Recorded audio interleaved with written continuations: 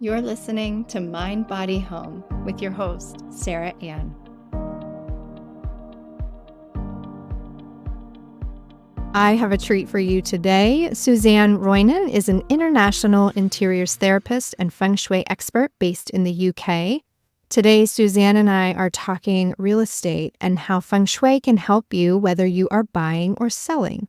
In addition, I share my personal journey with moving to and from 3 states in just under a year. We covered a lot in this episode, but there are 3 necessary steps to a successful real estate transaction.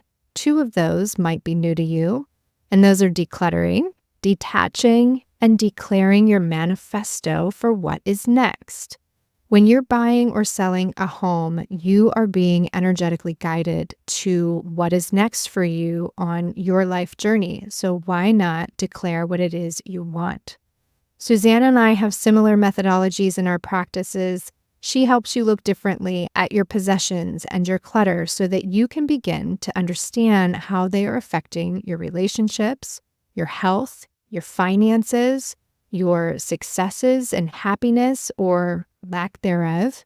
Suzanne then helps you to create a home and an office space that propels you forward rather than keeping you tied to the past.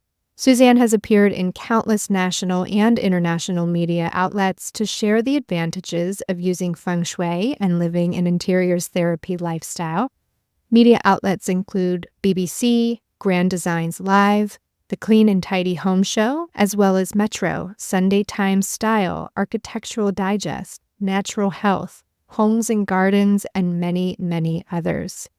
Lastly, be sure to grab a copy of Suzanne's award-winning bestseller, Welcome Home: How Stuff Makes or Breaks Your Relationship. She is a wealth of information, and I am so grateful to have her here on the podcast today. Please enjoy my conversation with Suzanne Roynon. Hi, how are you? I am very well. What a lovely opportunity to speak to somebody who is so much on my wavelength. Oh, I know. The more I was reading about you and your practice, I'm like, oh, we're going to have a good conversation. We are very aligned. We are so aligned. Thank you so much for being on the Mind, Body, Home podcast. I love connecting with other Feng Shui practitioners, but I have to say, I have not interviewed very many in the past. I've had guests on of all other backgrounds, but this summer I wanted to highlight a few practitioners because what I'm finding is we all have those, foundational principles of Feng Shui, and we may have different schools of thought, right? But I love finding people who have a certain niche. And yours really spoke to me because it's very similar to mine. So I was really excited to talk with you because I think that we can riff on so many different levels and conversations. So welcome. Thank you. It's an absolute pleasure to be here. Great. So we're going to talk a little bit about buying and selling real estate.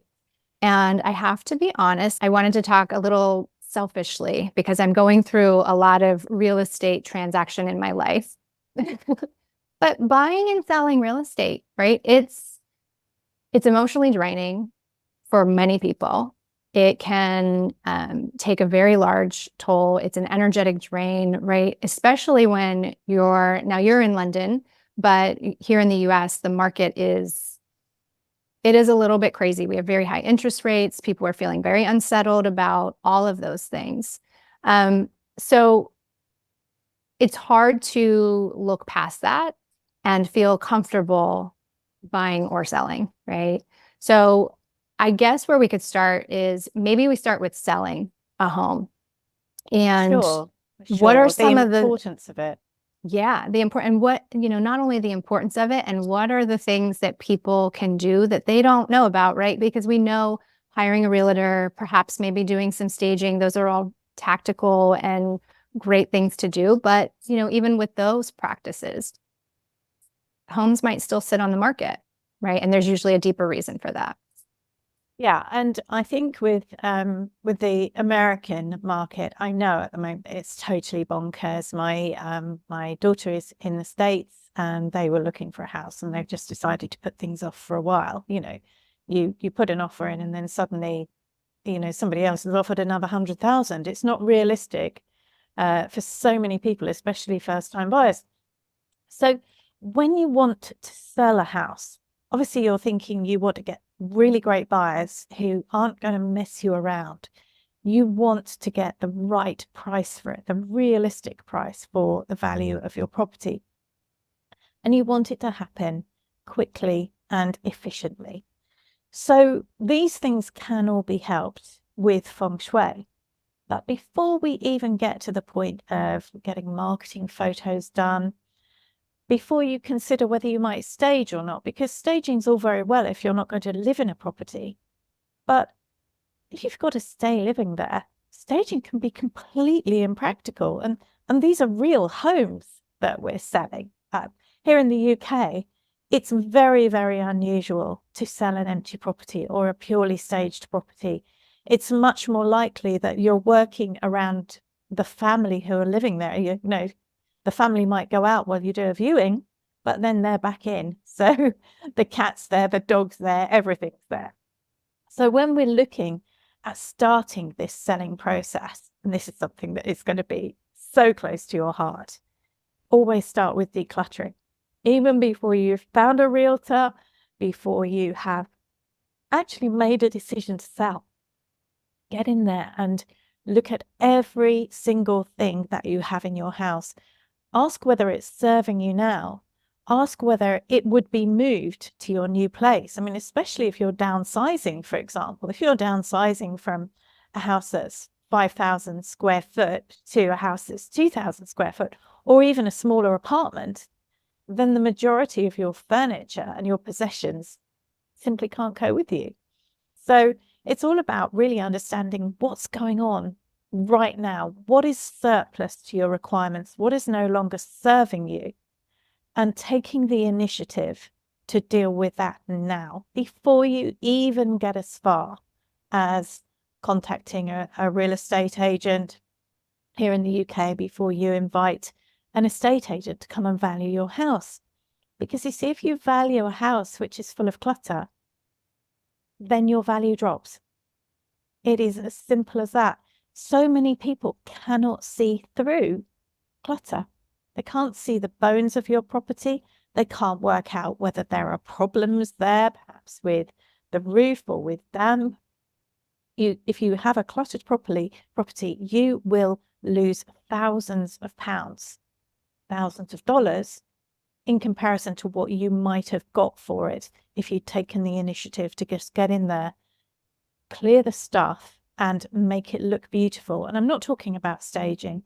I'm talking about using your own possessions to create the home that is somebody's dream home. And I think when you're actually getting ready to sell a property, inevitably you're going to be going and looking at somewhere for yourself. So, just, does your dream property have a load of clutter in it? Is it full of clutter? Probably not. So if you want your home to sell as somebody else's dream property, then you have to think that way right from the beginning. So that is absolutely the first stage. And because I know that you are so big on this, I just felt that when we connected, it would just go, yes, right to the heart. 100%. I totally appreciate that, as you already alluded to. And what was going through my mind as you're speaking is, yes, a home that is highly cluttered. If I'm looking at MLS photos and I see that clutter, I don't even want to see the house. And so, like, right off the bat, you're eliminating people from even coming to the home when that is how the photos have been taken. And just the photos will make it feel heavy, unloved, unwanted. Overwhelm has set in. Perhaps they've been through a divorce. Perhaps they've inherited things that they didn't really want, that feel too guilty to let go. There can be all kinds of reasons. But when I'm working with my clients and we're getting a property ready to sell, we are actively looking at everything and deciding whether it has a future with them. And if it doesn't, is it still worth something to take to Goodwill, to sell perhaps? Or has it been around so long that actually it's lost its viability and the only place it can go is to trash. And these are decisions that we make in order to push the process forward very gently at their own speed. Once they've got the hang of it, though, and I'm sure you find this with your clients too, once they have the hang of understanding the emotional connection to everything in their home, it's just like everything takes off. It's magnificent. And you can see them looking at stuff going, why have I got this? Why have I had this for however many years? And, for us here in the UK, and I think perhaps to a slightly lesser degree in the States, we've still got the generation who were the war babies. And they grew up with rationing, being expected to make, do, and mend. So every spare piece of wood, every bit of string, every elastic band has all been saved somewhere just in case somebody might start another war and we're going to need all of these bits of wood we're going to need to turn the curtains into a dress or, make use of that tablecloth for whatever, so they've kept all of this stuff and it's stacked up in cupboards and in rooms, in garages, in the spare bedroom. They've got so much stuff in the spare bedroom that their children can't come and stay, and then they wonder why nobody comes to visit. So these are things that we just delve into and create the space and the joy in being in the home all over again.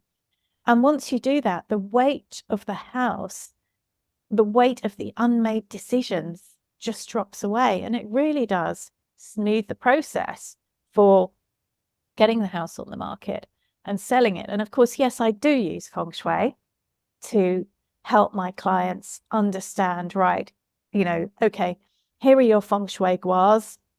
Here is the area related to money. Here is the area related to your health. Here's the area related to your relationship. Okay, what have we got there? Is it helping you? What about this area to do with your new beginnings? Selling your place. It's really about activating your new beginnings. It's also about activating your helpful friends, because you want a really great realtor who is totally focused on getting your home sold to the right buyer. You do not want a buyer who's going to pull out at the last moment or, try and drop the price just, for the sake of it. You want your helpful friends all on board. So when I'm able to work with my clients and we talk about the Feng Shui Bagua and each of the areas and what it means, and then we overlay that onto their home just to indicate what's happening in each of those areas, it's like the lid comes off the box and suddenly it's, yes, this is all making sense. This is what we can do. Okay, well, I'm going to do this and I'm going to do that and I'm going to move this here. And, sometimes they actually fall in love with their homes all over again and decide that actually they don't need to move because they've got plenty of space. And sometimes I'll just say, yeah, actually, I'm not even just going to move down the road. I am going to move completely away and I'm going to live the life that I want to live right now on my terms. And it's so exciting to see them doing that. And of course, if they then also don't just use the Bagua to understand what's going on in their home, but they also implement the Feng Shui remedies, even though they're selling the home, then when people come to view, the home welcomes them, because you know what a fully Feng Shuied home's like. You walk in there and it's like stepping into a really happy Sunday afternoon, and it wraps its arms around you. It says, welcome home. And that is the impact of really great Feng Shui. You won't see it.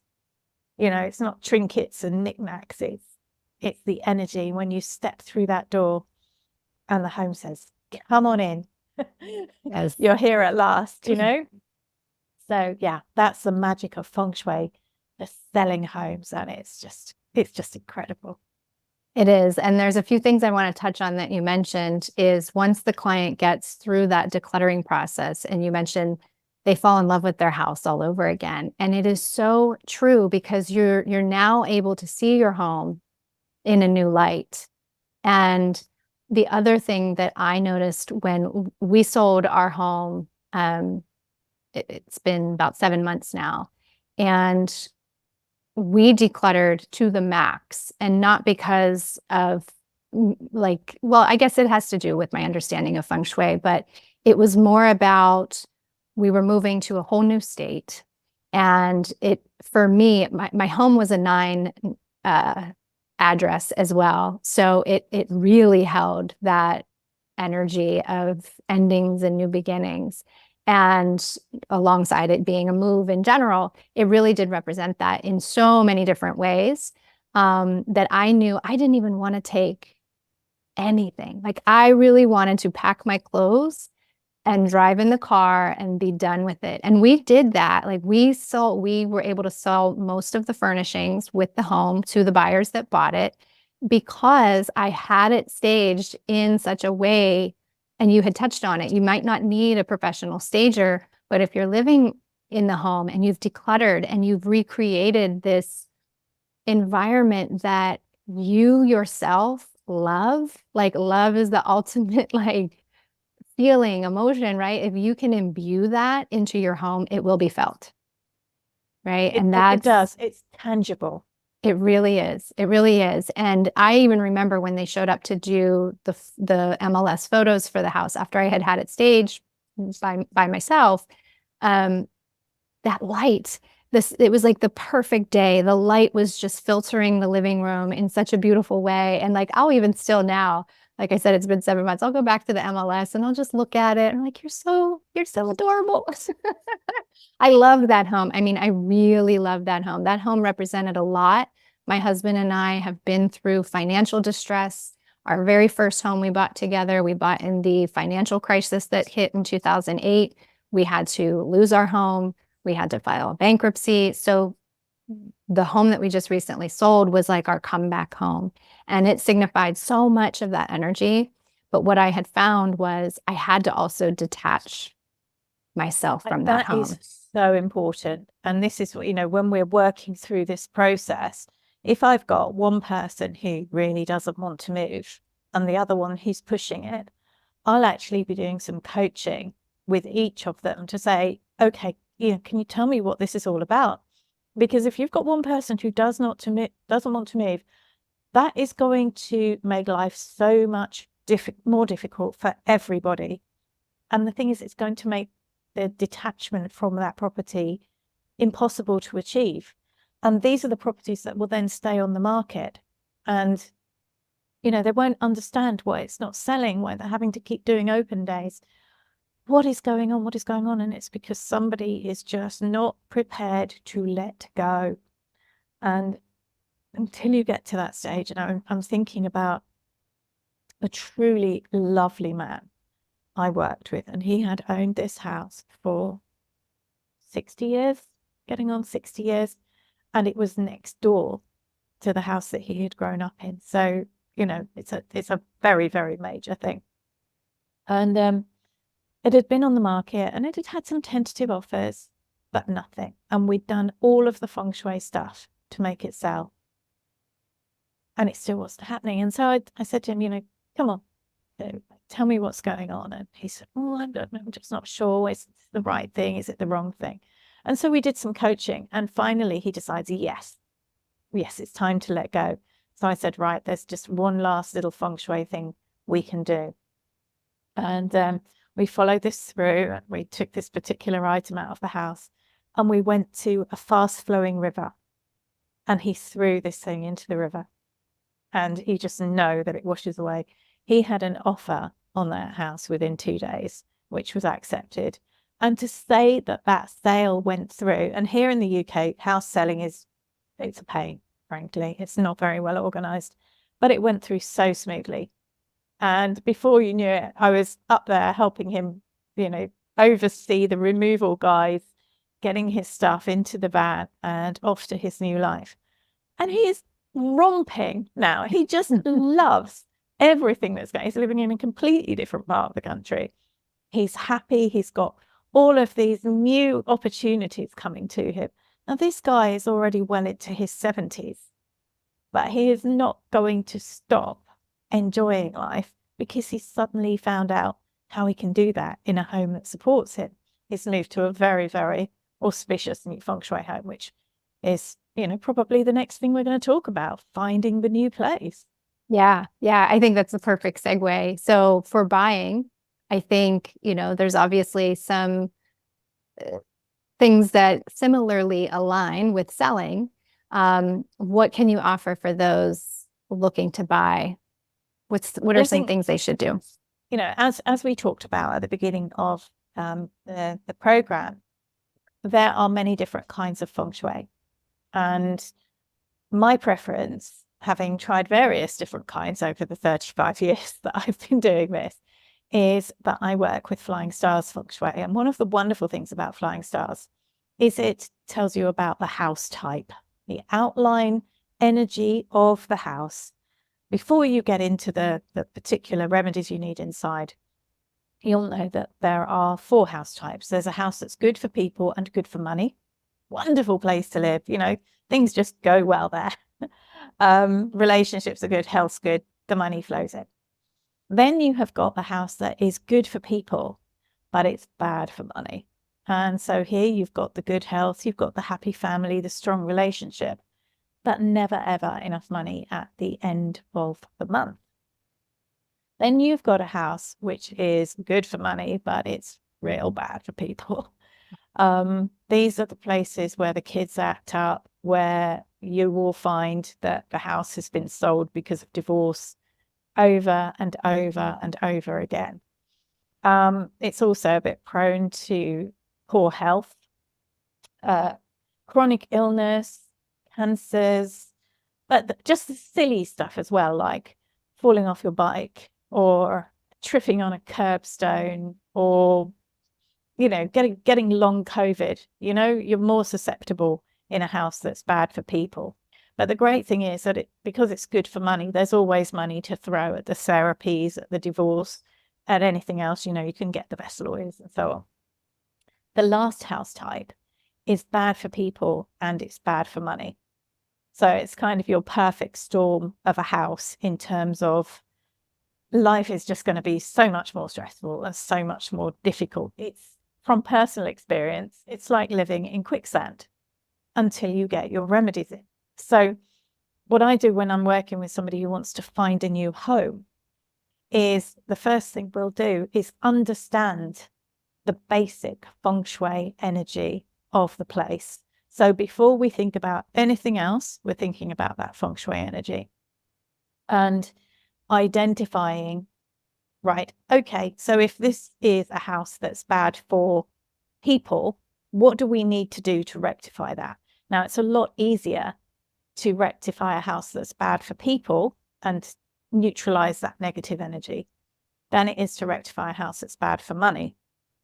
If you've got bad for both, there are things that you do. We can fix it, but, it's just more of an effort. Once we've got those things sorted out, then we can really look at what's going on inside the house. What is the energy like inside the house? How has it supported the people who have lived there before? What's happened to the people who've lived there before? Has it been a long-term rental with a lot of families churning through or individuals? Have the family been there for 50 years? And, we're all going out hand in hand singing Christian songs, whatever. What's going to happen with this? What's happened with the house in the past, unless you are going to take it right back to basics, you're going to remodel completely. If you're going to do that, the energy will change. But otherwise, you're going to be experiencing the same energy as the previous people. So what do we need to do to rebalance that? What do we do to make that right? What else is going on in the area? Is it next to a church? Is it near a cemetery? Where does it sit in terms of main roads that shift the energy around? Are you close to a hospital or an emergency unit that, again, might have challenging energy floating around it? So then we'll go and look at all of these aspects, see what's going on, and then how can we make this house work for them if it's the one that they want. But the first thing is always understand the house type. And then even if you've chosen a house that's bad for people and bad for money because it's in the perfect location and you're going to remodel it anyway, then we go, great, okay, what do we need to do to get this? So these are the things that we'll start with.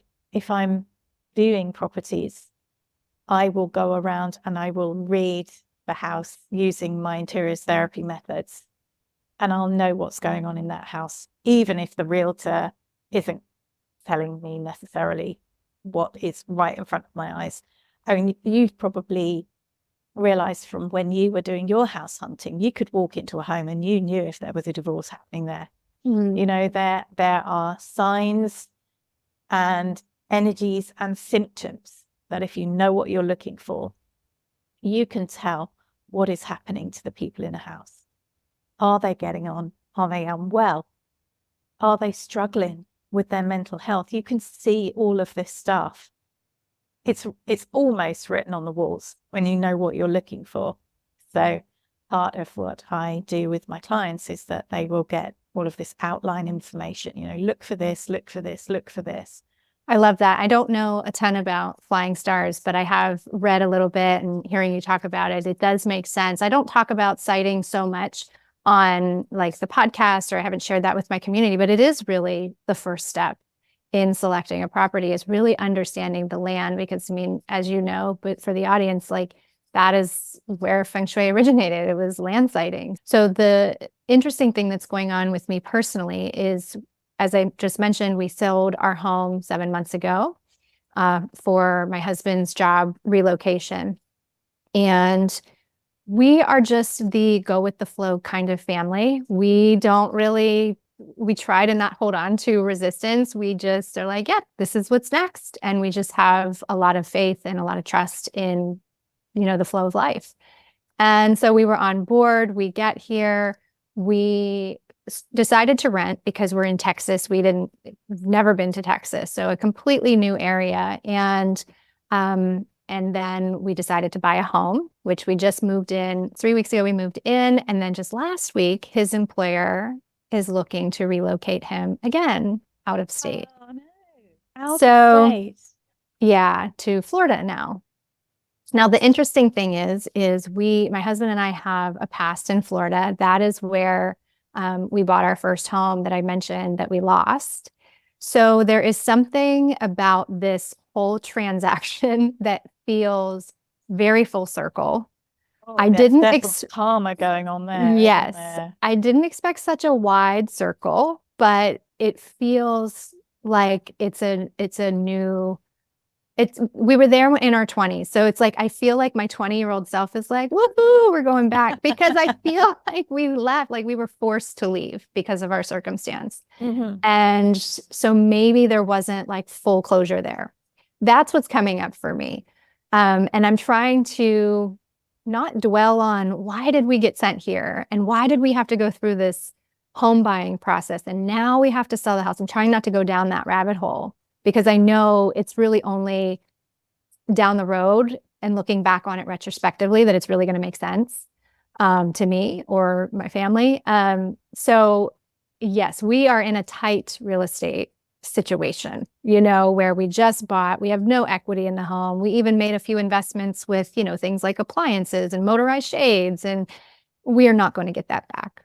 So we are trying to look at this from so many different angles. And so in that situation, I'm just curious, you know, what intuitively comes up for you as far as quick sale, because we do want to go, you know, everything is still in negotiation with his employer, and we need to make sure that, you know, they can cover a good deal of expenses until the home sells and all of that. But I'm just curious, when a situation like that, where there's almost a desperate need to sell, and quickly, because I'd like to get the kids in school at the beginning of the next year, September, this summer. of course. So okay. So yeah, this is a really, really interesting scenario, isn't it? Because where was it that you'd moved from to come to Pennsylvania. Texas? Pennsylvania. Yes. So Pennsylvania has said, thank you very much. Thank you for your time. Off we go. And you've come to Texas. Actually, I was working in Texas with a family 3 weeks ago. I was there in Katy. Oh, that's not far. I'm in Austin, Yeah. so that's not far. Okay. Yeah. So, flew into Houston, did the thing for 3 days, flew out again. You know, it was amazing. So yeah, you've got a home that you need to sell and you need to sell quickly. And I'm thinking probably if you've only been there 3 weeks, you've got an awful lot of stuff still in boxes that you aren't quite ready to unpack. That might be a slight issue for you. Now, your house is clearly ready, but you were saying earlier that there's still construction going on around you. Right. So does this mean it's obviously a new build, your place? Yes, correct. Okay.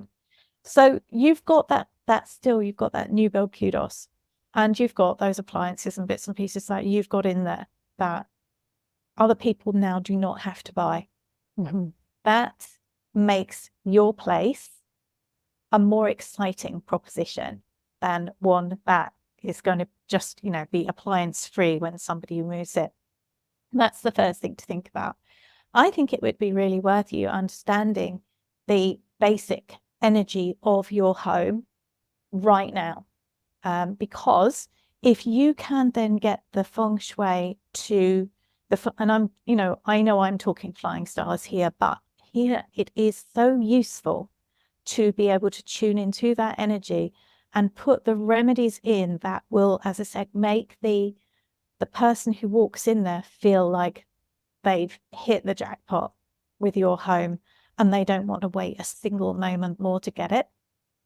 So understanding the essential energy of your home will then allow you to make it feel so perfect for the person that the realtor brings round to have a look at it, that they don't even want to look anywhere else. They want to come straight for your place. But what I would absolutely say to you, and you know this anyway, you've staged your home. Having stacks of boxes around is not going to help you. It's not going to help your prospective buyer. And it's also not going to help the house because the house is currently very confused about what's going on. Hey, I had my new, oh, you're leaving. Is it something I said? Right. So, you're going to need to just tune into the energy of the house. Explain that this is going on. You've loved your time here and you're sorry it's been so short, but, you're now moving on again. And then just allow the house to be released to the right person. And also, make your manifesto for the new home in Florida. Don't necessarily go back to that self-same area that you came from. No, it won't be. You can avoid it. But really, make a manifesto for the home. You can also make a manifesto for this home you're in now, that, you release it with joy and happiness. You wish it the best possible buyer, the perfect new family to live there and enjoy being part of the community and the neighborhood. And, I'm a big fan of getting gratitude. I'm sure you know about gratitude. Actively do your gratitudes to say, I'm so grateful that the house has sold quickly to the perfect buyer. I'm so grateful that our sale process was run so smoothly and we now have our perfect new home in Florida. The thing about gratitude, of course, which is totally off the subject of general homes and buying and selling, but you can use gratitude in every way. Once you get the hang of gratitude, you can be grateful for things that haven't happened yet. And once you're creating that energy around you, you make things a whole lot easier for that to come to you in a really, really positive way. Love it. I'm sitting here shaking my head because I'm agreeing with everything you're saying. I just love, these are things that I talk about and I might share with my husband or whoever. And it's so lovely to hear another person just be right on the same page with me. And it's like, yes, that is what we need to do. And that's selling the first home. That's exactly what I did. I had a manifesto for that and it was just, it worked, and I'm finally at the stage of, not being so surprised when it works anymore, and that's when I know I'm starting to really trust that process, that flow of life that, I mentioned earlier in the show. Like, there is a real energetic flow to life, and we just have to tap into it, right? There is a reason that you are no longer meant to be where you are, and that life is pushing you in a new direction, and you can fight it. You can fight it as hard as you like, but if that is what is meant to happen, then no matter how hard you try, how many anchors you set to keep you in place, the universe has a very, very is funny the right word? It can be very dramatic if you don't listen to the messages, if you don't heed what it's trying to do for you, it will make it happen. I was meant to leave a job. I didn't want to leave a job. I stayed in the job. The universe tried it, flung so many things at me. In the end, I broke my hip. Oh, wow. I couldn't do it comfortably anymore. But, it's just like, okay, finally, I'm listening. This is where you're at. This was a short term. It's like your birds are lighting on a branch before you fly off for the next part of your journey. You had to be there for whatever reason. Now it's time to move on. Yeah. And just accept it and go with the flow. Feng Shui is all about flow. All about the flow. Flow yourselves into a new home with superb energy. It could be that you've inadvertently got a property that really wasn't going to work out for you. And you're so attuned to your energy that actually the universe is helping you out by moving you forward rather than hanging around too long. Yeah. And I feel that. I do feel that. I was surprised at how excited I was because I hadn't really even considered maybe moving, obviously, and when the opportunity came, there was this immediate excitement, which tells me it's the right thing. Definitely the right thing. Yeah. So, well, farewell, Austin. Hello, yes. Florida. Exactly. So there we go. I want to touch on, before we wrap up, I do want to touch on your foundation. Yeah, you call it interiors therapy, which I love the terminology that you use there. I'd love to hear you talk a little bit about that, because as we said in the beginning, I resonate so much with what you're doing in particular. So. Oh, I too, I love interiors therapy. I so do. I mean, I have been working in Feng Shui and decluttering for 35 plus years, which is horrific to admit out loud, because in my head, I'm convinced I'm still 35. So, here we are. I developed interiors therapy because what I realized for so many people is they would do some decluttering, the clutter would come back. They didn't understand the impact of clutter on their emotional well-being, their physical health, and they didn't understand how to reframe their home after they had dealt with the clutter. And so what would happen is it would just come back, or they would get frustrated, or they'd just go and buy the same things over and over again. And then I trained as a performance coach, which was very, very useful to help understand more of the psychology of what was going on in people's heads when they were doing this.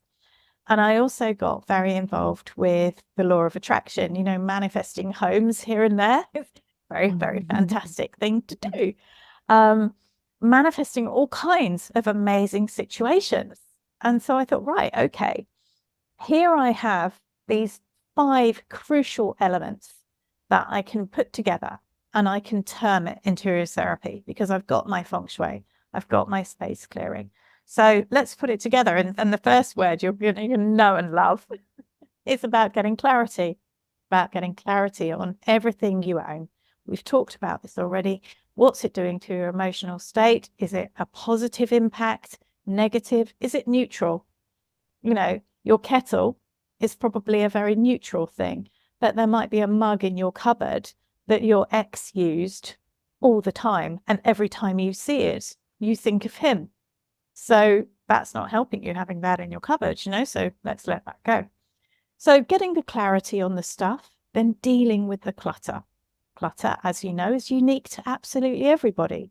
So I can't waltz into a home that's got 3 people living in it and assume that what person number 1 tells me is actually clutter as far as the husband's concerned, and vice versa. The husband might think his wife's got too many pairs of shoes, but the wife might equally feel that she's sick to death of all the bits of wood in the husband's garage.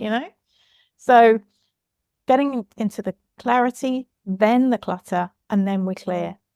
And this is, I'm not a fan of housework. Here in the UK, we've got Mrs. Hinch. She's an absolute, she loves to clean. I don't. But the joy of having a house with very little clutter and lots of wide open spaces and light, bright rooms is that you really don't get much in the way of dirt and grime. If nothing else, cluttering makes cleaning so much easier. So this is where we deep clean the home. And we notice where the cobwebs are, because of course the cobwebs are showing us where there's stagnant, sticky energy. And then we can refer that back to the Feng Shui bagua and say, okay, right, well, this explains it. This explains why every time I try and travel somewhere, my plane gets delayed or my car breaks down, because I've got a load of stagnant energy in my travel and helpful friends area. So let's fix this. And when you've got your home beautifully clean and fresh, this is the time for step 4, which is about consolidating. And, we've all heard that phrase, the Aristotle, nature abhors a vacuum. This is where a lot of people hit the barriers. They hit the buffers because they've done all the decluttering, they've done the cleaning, but they don't consolidate the change in energy of their home. And when you don't consolidate it, you leave a gap for the clutter to come floating back in again. Sometimes it's fast, sometimes it's slow, but you turn around and after 6 weeks, suddenly the piles are there again. You don't want that. So this is where we can use Feng Shui to balance the energy in a home, to harmonize and bring this new level of positivity into the space while squishing the negative energy, which inevitably 5 areas of your home in any year are going to have some sticky, nasty, icky energy. We want to balance that out. We want to remedy that so it's not impacting us in any way, shape, or form. And then we also want to boost the really positive stuff. So we're using the Feng Shui to sort that out. And then we get going with the space clearing ceremony. Now, I love a space clearing ceremony. I'm sure you do too. Once you've done that big clean and then you do a space clearing, it's almost as though your home glows. It's like going, yeah, this is amazing. And once we've done a space clearing ceremony, we go out at least for 30 minutes or an hour and just allow the energy to settle back in to the house, allow the house to just sort of shake its shoulders and get comfortable again and go, yes. And then when you return, it's like a whole new house. It feels bigger. It feels lighter and brighter. It's so difficult to explain until you actually do it with somebody. Or I'll get a message saying, oh my gosh, we did this space clearing ceremony. It's incredible. We've done this and this has happened. And even the cat joined in, so it's fabulous. Once you've done all that, then the last stage of your interior therapy is that you create the life you want for yourself. And this is where you tune into the law of attraction to draw the energy of those things that you would like to have into your life. And I'm not just talking about the physical stuff. I'm talking about the energetic stuff, perhaps the new relationship or the better health or the new opportunities, the new job, the relocation to somewhere that you would choose to be. All of these things are now open for you to invite into your life. And that's where I use the manifesto process. I mean, we'll use the manifesto process for a home, a relationship, a job. I've had one girl use the manifesto process to get herself a job with an Instagrammable office. It's just like, yeah, that's what you want. Lovely. Let's go for it. So yeah, those 5 stages, the clarity, clutter, clear, consolidate, and create, are what goes into interiors therapy. And you're coached at each stage in order to make sure that you understand and that you're stepping into it. It's not lip service. It's a lifestyle. It's a whole new lifestyle. And, you know, it's what shifted Jennifer Aniston out of her funk after her divorce. And she's now so much more fabulous. I mean, she was fabulous before, but now you can see how much she glows. And the people who are living this lifestyle, stepping into this lifestyle, they glow too. And it's magnificent to watch. I don't do it for them. They do it for themselves. And that is the crucial thing.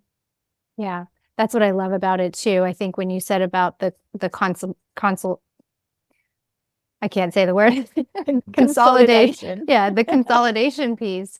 That's where I was finding too, just doing a Feng Shui consultation was sort of like leaving clients hanging on the edge. And that's why I, like you, wanted to integrate more of a long-term relationship with a client to really help guide them all the way through the end and, you know, empower them to integrate new principles and new practices in their life to keep the momentum that we build, like to keep it going and to stay the course. I think that I personally found that too to be really helpful, and clients appreciate it more. Where, like you said, 3 months later, they'd be calling me like, I don't know what happened, but you know, I can't get a grip on my kitchen again. Like it's right back where it was, and I don't know what I'm doing wrong. And that's really when my practice shifted too. So, I knew we were just sort of the same person out there. Yeah. And Totally. go ahead. I was going to say, you know, all of these TV shows where people go in and they transform and organize, you know, the reason that we don't get the follow-up shows, you know, 6 months later, their lives are wonderful, is because all the stuff's crept back. You know, when you're doing decluttering, and yes, I go into houses, I do interiors therapy one-to-one with people. That's what I was doing in Texas a few weeks ago. But they are doing the work. I am guiding, I'm coaching, I'm giving them some great ideas, but where they decide to put something is their choice. Because if I make a decision on where, oh, you should put your purses there, well, if that's not going to work for my client, then her purses are going to end up in a pile over there. You know, so you've got to take ownership. You've got to be empowered to do this yourself. If you are, then it becomes so easy that, you know, you get all of these do a declutter calls, don't you? For me, if somebody is having to declutter every year, I failed, because, you know, they've not got the message. Right. Once you work with interiors therapy, you get such a low tolerance for clutter and stuff that isn't serving you. You don't even give it a house room. The money that saves people is epic. Yes. You know, I mean, it's thousands and thousands of pounds a year in some families on not buying stuff that actually they really don't use, need, or love. Yes, I talk about that all the time, that once you declutter, now you become a more conscious consumer and you really, really pay attention to what you allow into your home. And that then becomes your first step. And it's much easier to move forward from that step than it is to declutter. It's so much easier, and, you know, a happier lifestyle as well. Because if you're not burdened by stuff, then you can get on and enjoy life. Yes. If, you know, when you've got clutter, it's pure procrastination. Right. You know, I don't know what to do with it, so I'm not going to do it. And, you know, people keep stuff through habit, fear, guilt, confusion. The worst reason to keep stuff is through spite. But you still see it often in divorces. You know, I just, when I go into a divorce house, if we're house hunting and we walk into a divorce house, I say, oh yeah, okay, so that's there. Yeah, I know this is a divorce house, even if I'm being told that this is a happy couple and they're moving on somewhere else. Yeah, don't talk rubbish to me. So I'm saying to my clients, right, this is now what you need to take into account here, that we will need to remedy out this divorce energy for you to be comfortable and happy here. So yeah, learn the hard way. learn the hard way or get your Feng Shui done. You There you choose. go. There you go. Okay. So Suzanne, I know you wrote a book. I would love to hear you just speak about that, what that's about, where we can find it, and where we can find more information about you and anyone who might be considering an interiors therapy consultation with you. For sure. So the book, which is my joy, is called Welcome Home: How Stuff Makes or Breaks Your Relationship. And you can get that on Amazon or order through your local bookstore. I always love it when people go to local bookstores and ask them to order a book, because that's what these bricks and mortar stores are for. So yes, you can get it on Kindle, and you can get it on audiobook as well, with me reading it to you. How do you get in touch with me? Interiorstherapy.com is the website. When you go to the website, you can click on the button that says book an inspiration call, and that will take you to my calendar. And for £9, which I think is about $11, $12 maybe, you can have me walk around your home with you on video for half an hour, and I'll tell you what I think's going on, how I can help you, and how best you can move the energy of your home forward. So that's a lovely thing to do. I love working with people, obviously one-to-one in their homes, but you can accomplish so much on video. You'll also find me on Instagram as interiors_therapy, and Facebook, and I tend to pop up in places like Homes and Gardens magazine, because I'm one of their guest contributors. So yeah, we talk Feng Shui, and we talk Feng Shui for real homes with real people. I'm not going to tell you that, or you can't use that part of your home for a year because the energies are bad there, or you must have your front door facing at this particular angle. No, Feng Shui is about real people in real homes living real lives. And that's what my goal is, to get it out there. The book talks through the interiors therapy process. It touches on traditional Feng Shui, but because I'm aware that so many people use black hat or Western Feng Shui with the front door as their entry point, I go into a lot of detail about that as well, so that people can dip their toe in the water safely and see how Feng Shui feels for them. So yeah, lots of ways to get in touch with me, and lots of inspiration, I hope, along the way. Yes, it was so lovely to have you here. There's a wealth of information on your website. I was spending my morning looking and reading. It's all such great stuff. You are a treat. I'm so happy that our paths have crossed, and thank you for being here. Thank you so much. It's been a total joy. Thank you for making me so welcome. You're welcome. Thanks again. If you want access to Suzanne and all of her offerings, everything you need in order to connect with her is in the episode show notes. As I mentioned in today's show, my family and I are relocating to Florida in a few short months, and due to that, I'm working on my own decluttering process, both personally and in business. I'm clearing out the shop inventory so that I can reevaluate and realign with what I want to carry going forward. There's a lot of transition happening with Jade Scott Design and Shop Elemental, so if there's anything you've been eyeing up, now is the time to make your purchase. As a thank you, you will receive 40% off your entire purchase along with free shipping. The discount is automatically applied at checkout. As always, you can connect with me on social at Jade Scott Design, and please remember to support the podcast by leaving a positive review on Spotify, YouTube, or Apple Podcasts. Until next week, I am sending you so much love and gratitude.